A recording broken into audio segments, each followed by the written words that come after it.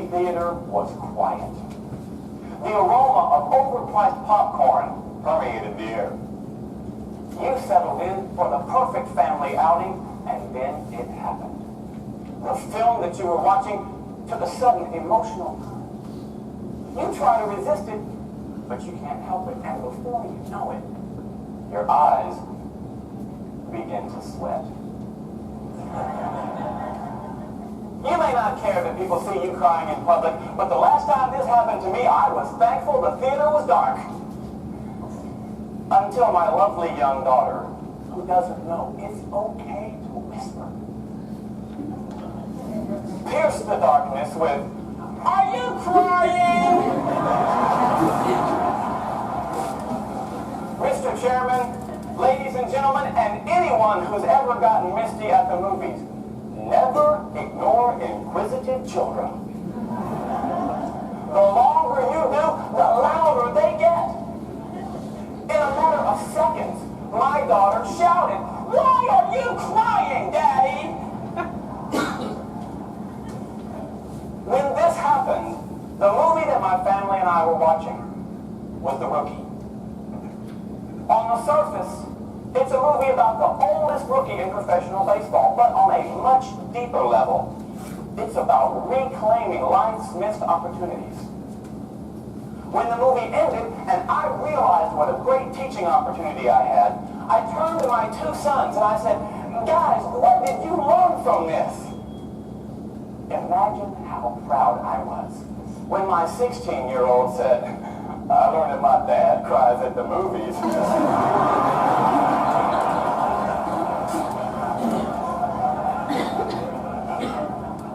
My 12-year-old took the question and his well-being a bit more seriously. He said, "I learned that it's never too late to follow your dreams." It's never too late to follow your dreams. Why does it sometimes take a child to remind us of that? It's because children are uninhibited dreamers. In fact, last year I was speaking to an elementary school assembly, and I asked the question, if you could have any job in the world, what would it be? And one little guy said, to be the guy that rides on the back of the garbage truck. Who knew? His passion was proof that he knew something many adults have forgotten. Dreaming is fun. It's natural. And it's necessary. Every notable accomplishment in human history began as a dream. Do you remember how you dreamed as a child? Back when we had this wonderful sense of innocence, we could gaze into the future and imagine all sorts of possibilities. Then we turn our focus to adulthood. And many of us find that by the time we actually get here, we hit a wall. And we stop dreaming because we can't see past next week. Why? What happened? Somewhere along the way, we learned a painful truth. We learned that failing to achieve our dreams hurts. We encounter critics who ridicule and crush our dreams, and it hurts. And we hear an inner voice that says, "Please, no more. I can't take being hurt again." We convince ourselves that it's better to just give up those things and do what we're supposed to do instead of longing for what we were meant to do. Ladies and gentlemen, we were meant to dream. We were meant to dream. Dr. Martin Luther King Jr., one of the greatest dreamers of our age, said, "The time is always right to do what is right." And that means that if it was right for us to dream as children, then it's just as right for us to dream as adults. The question is, do we have the courage to dream? I am privileged to know a remarkable teenage girl who does. Her name is Nicole, and you should know that Nicole is hearing impaired, she is vision impaired, and 3 years ago she survived a stroke. That's not fair. If anyone has the right to give up on dreams and just accept reality, she does. But instead, I've watched Nicole redefine reality, not according to her physical limitations, but according to the size of her dream. As part of that, 2 years ago, I watched her stand on a huge stage in front of almost 3,000 people and perform the sweetest song I've never heard. She sang it through sign language, and I didn't just see it. Deep inside, I felt it. Instead of hiding behind justifiable excuses, there she stood, teaching me it's never too late to follow your dreams.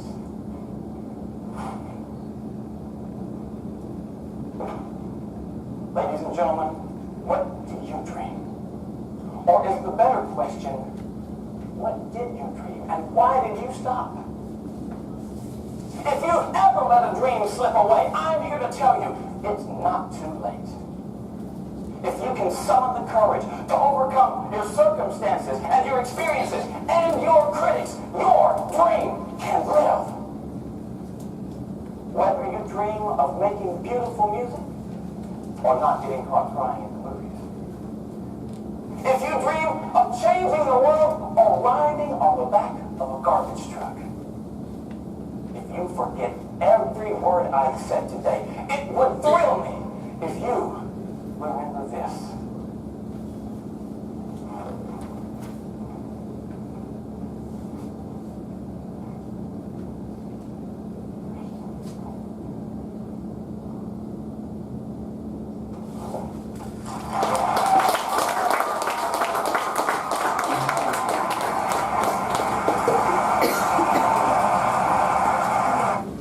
All right, take 30 seconds to fill the ballot.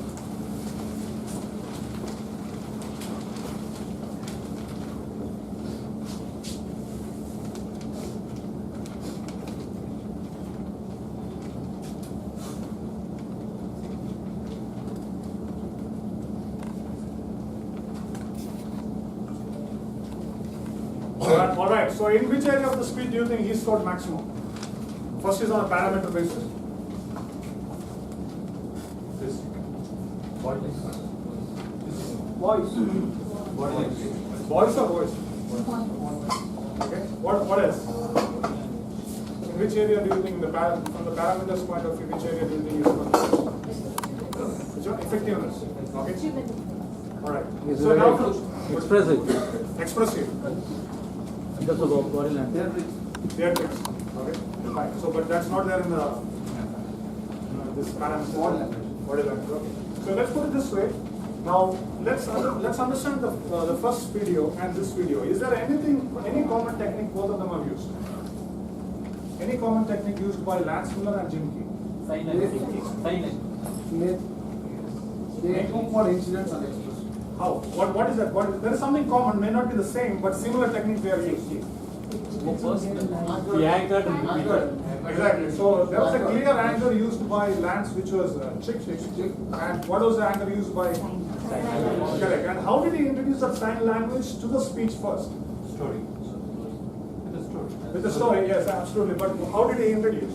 So by the mid of the speech or towards the end of the speech, he told that what is the meaning of that sign. All those things, right? And later in the last part of this, which is the conclusion, which should be the most effective part, all he did was that demonstrated. So without even telling you, you could understood what was the message he was trying to say. And that's exactly the reason why this body language accounts for 93% in effective communication process. Anything else he has used? What are the remarkable ways of Jim Key's speech? How the best way? Context initially very well. Okay. Other than that? Use humor and emotion very well. Correct. If you look at humor and emotion, high in this particular speech, right? But humor quotient was relatively high in the first speech. But if you look at one more speech or any other speeches, humor plays a very, very vital role in all speeches. And why is that? Connect with Because connect with the audience, and that makes the emotions connect, humor connects. So the more you play with emotions and humor, right, in appropriate manner, it connects. Because of want of time, we will be skipping the third video, but what you can do is, you can watch Dhananjay's video, and also you can see what are the anchors, techniques he has used. If you look at the amount of laughter you received for Dhananjay's speech was also very high. So here is my last few thoughts. Learn how to influence audience members. Do not download information. What happens with information? How many of you agree information irritates? Too much of information irritates? Yes or no? That's why we don't like listening to management speeches, right? Too much of information. Yeah? Second, this is something which I want to emphasize. Learn basics of speech organization for sure. Second part, create an impact. If you see, both of them created an impact, right? Through body language, voice modulation, message, movement, radical concept, language skills, but don't bank on one technique. What does it mean? Exactly. The success lies in balancing. If you look at, both of them use the stage very effectively, right? How many of you felt that they were using just stage? But they effectively used it. But many times in Toastmaster speeches, what we see that people consciously make that. And the first point I'd like to make here is here.